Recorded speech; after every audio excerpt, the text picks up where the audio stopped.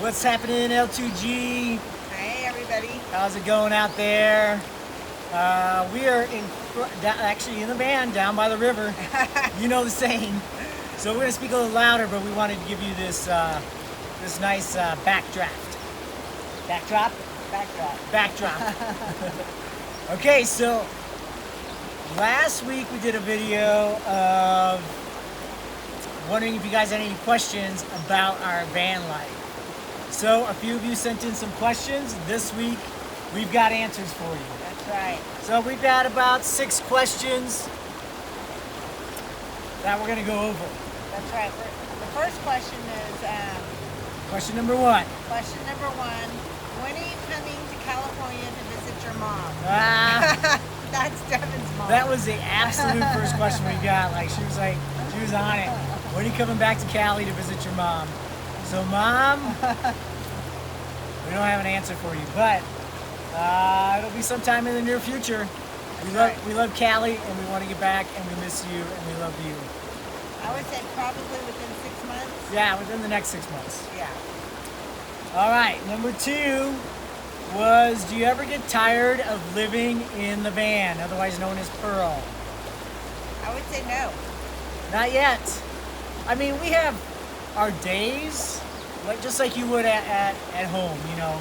I think rainy days are the hardest in the van, but I think to myself, well, what would I be doing at home on a rainy day? I'd be sitting indoors, probably watching TV or reading a book, and so we do the same thing in Pearl, the Wander van, or we go to a coffee shop, or if we're real adventurous, we put on a poncho and go out and hike. That's right. What about you?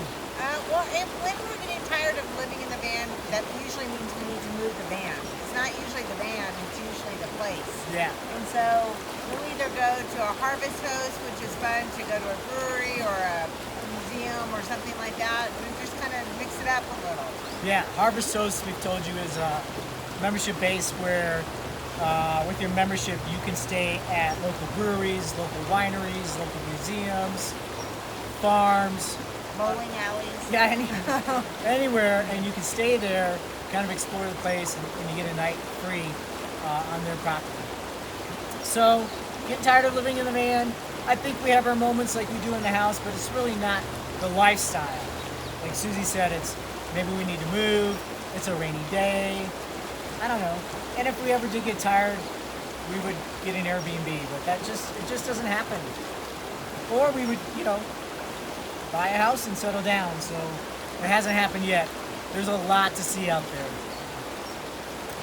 All right, number 3. Do you miss having a home base, or do you consider one of your family's places home base? So it's a kind of a 2-part question. Do you miss having a home base? For me, we have a home base. That's right. And that's Pearl, the Wander van. She's our home base, and really Susie's my home base. So it really does feel like we have a home and we have a home base. And it hasn't always been that way. Like when we first started, I would say that I felt like San Antonio was our home base, but quickly it turned into Yeah. that. Yeah. That old saying, well, I don't know if you know the saying, in the van world, in the nomad world, home is where you park it. And that's true. Like even when we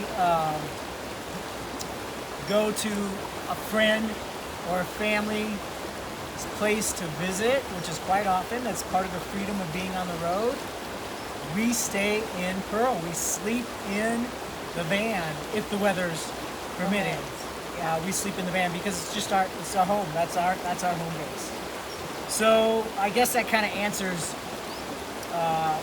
Do you consider one of your family places home base? Not really. It's still, our home is Pearl. But you know what? We also really like to live in the moment, or try to. So if that moment means we're living in that family place's house, or then that's home base at the time. Yeah. Right? What do you think? Well, I think we're visiting. Or we're visiting, I guess. Yeah. But it's also home at the time, for me anyway. All right. Number 4.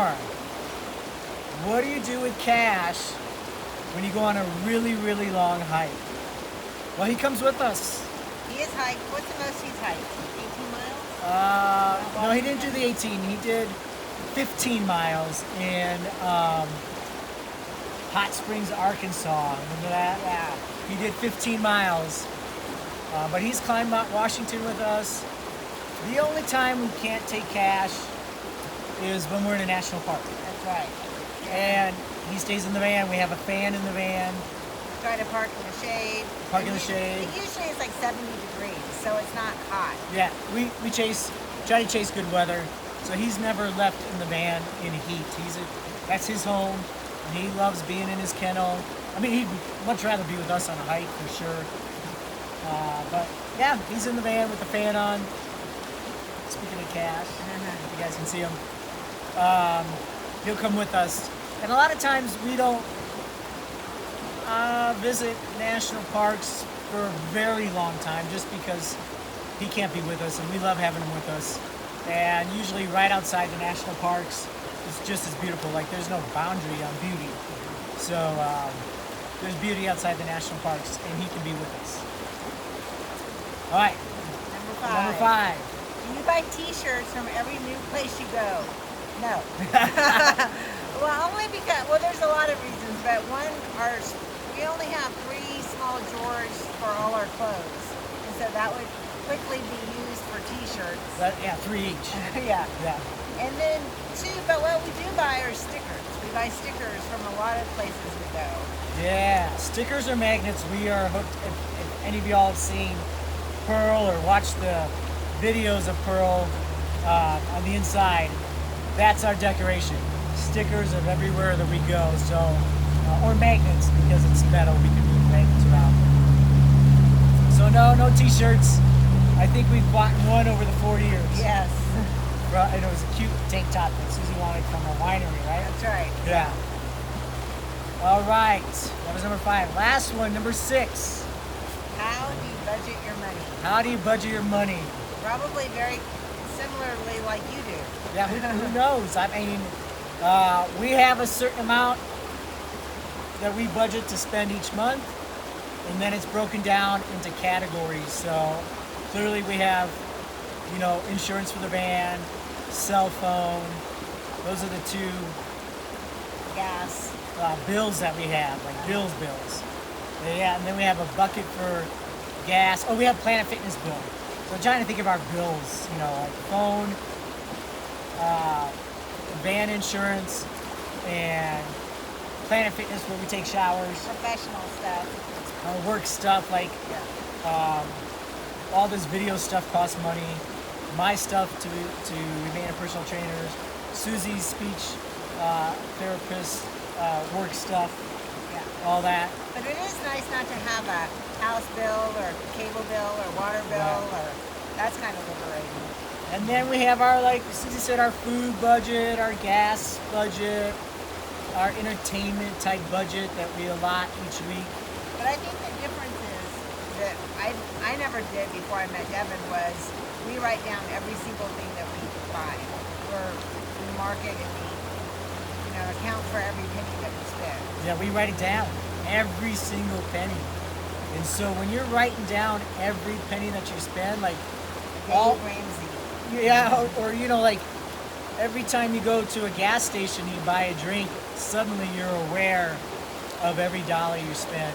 And I'm a fan of the minimalists, and they have broken down like every dollar that I spend is like is a dollar away from my freedom And my future. and my future. So will what I spend bring value to our life? That doesn't mean that we don't like to spend, because we like to spend, we like to buy good clothes, but I just question, like, does this bring value into my life, or is it just spending frivolously?